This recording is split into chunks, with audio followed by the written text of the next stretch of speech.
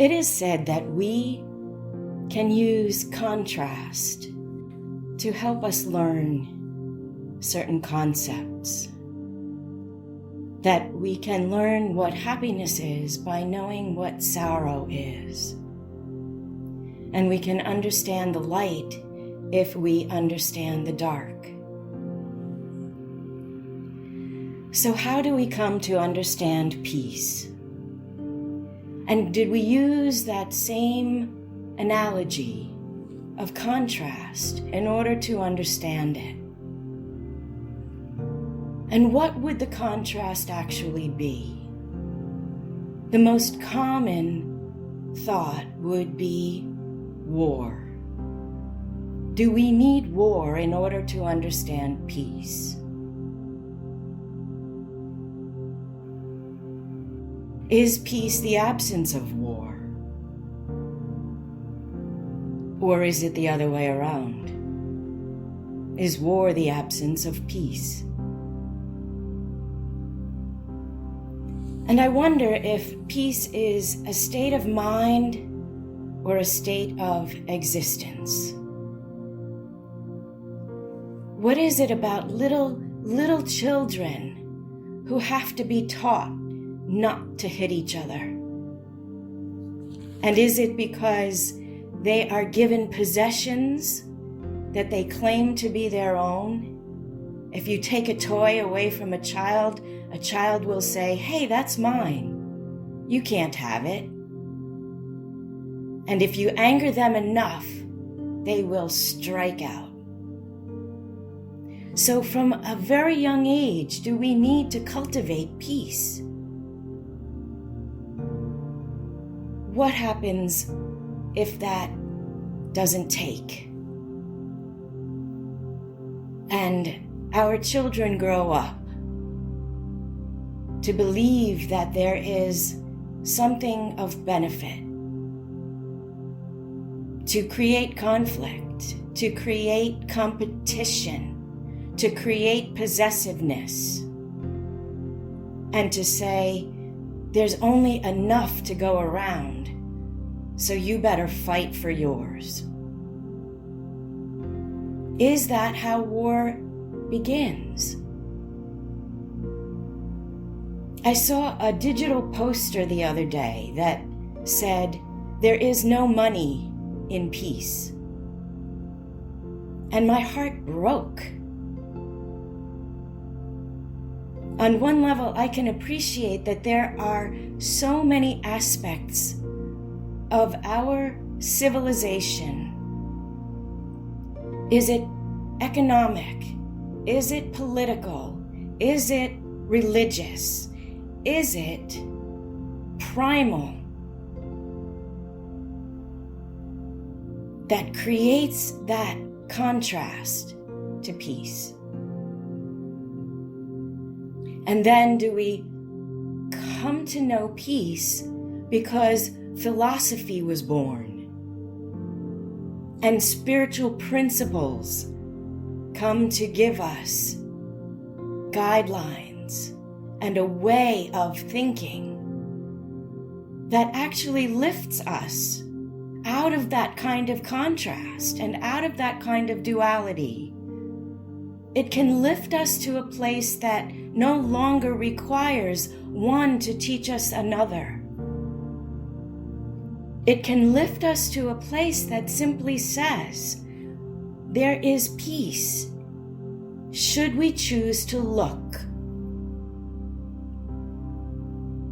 What do we do when there are a handful of people in a position of power to create war or to create peace for the rest of us? I saw another digital poster this week that said, "Peace begins with me." And how can I take that personal responsibility? I wonder if there's a reason why the brotherhood of man is presented earlier than personal responsibility? Do we need that to come first in order to recognize the sensation in our hearts and in our souls of what peace really feels like? And do I dare think that the people of Israel or the people of Ethiopia should have the same idea of what peace is than I do? Should I think that the people who grow up in a ghetto would understand what peace is the way a person who grows up in a suburb? Do I need to come to a place where I can appreciate the experience of everyone on some level before a solution could be found to sustainable peace? We have created documents and treaties and contracts that we live with for periods of time and eventually are broken once again. We can imagine the caveman going around with a club, taking what is his. And have we actually evolved all that far? Through philosophy and through principles, we have a chance. And we are entitled to believe that hope counts. That hope for a solution, that hope for sustainable peace is possible. And if I, in my own effort, can contribute to that, isn't it worth it? There are global movements, experiments that say if we put enough people in certain environments and have them meditate on the experience, the energy of peace, could we actually shift the global consciousness? And would it be possible for any individual to become a part of that?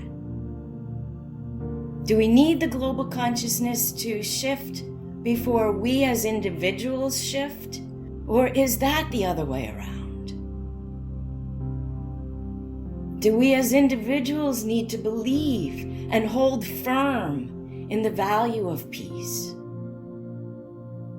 before we can tip the scales for sustainable, long-lasting, everlasting peace? In our souls, could we now then say, there is nothing other than peace? Our souls and our humanness can find a place to blend. Our hearts and our minds can find that middle ground and say, yes, it is possible. And yes, I know how.